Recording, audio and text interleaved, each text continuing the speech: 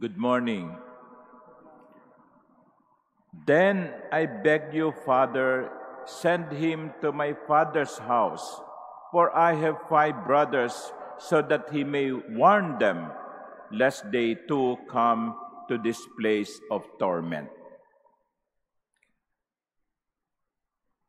Have you realized that the rich man in the gospel, talking about his brothers being warned, that he is also talking about us?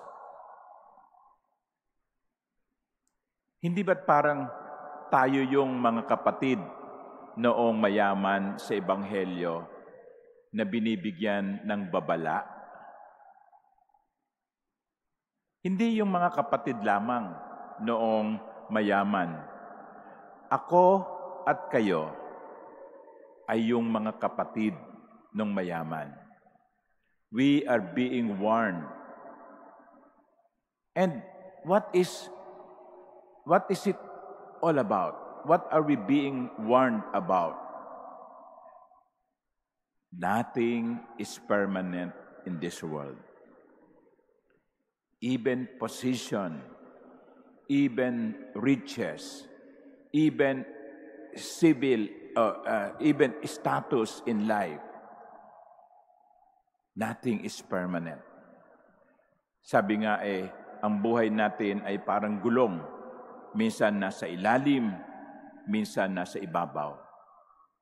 Kung ikaw ay nasa ibabaw, huwag mong kalimutan yung mga nasa ilalim. Pwedeng magbago ang takbo ng buhay mo, hindi lamang sa kabilang buhay, kundi maging dito. Maging dito, sa lupa. Dati kang makapangyarihan, wala ka ng kapangyarihan ngayon. Dati kang mayaman, mahirap ka na ngayon. Dati kang sikat, laos ka na ngayon. Ilang mga artista ang dating sikat, hinahangaan ng mga tagahanga, hinahabol kahit saan magpunta. Pero ngayon, kung maglakad sa mall, wala nang pumapansin. Dito pa lamang sa mundong ito, nagbago na ang kanilang kapalaran. At sino naman yung mga tao na dati-rati ay mahirap, pero ngayon ay may mga magagandang bahay? Hindi dahil sa sila'y magnanakaw, kundi dahil sila'y nagsumikap. Pwedeng mabago ang kapalaran ng isang tao dito sa lupa at maging sa kabilang buhay.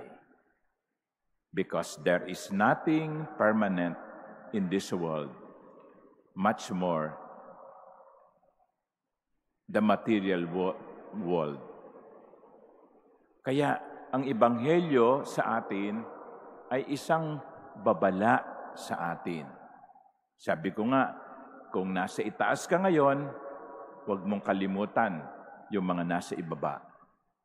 At kung ikaw ay nasa ibaba ngayon, huwag kang mawalan ng pag-asa, darating ang panahong tataas ka din. Sa mundong ito, walang pangmatagalan.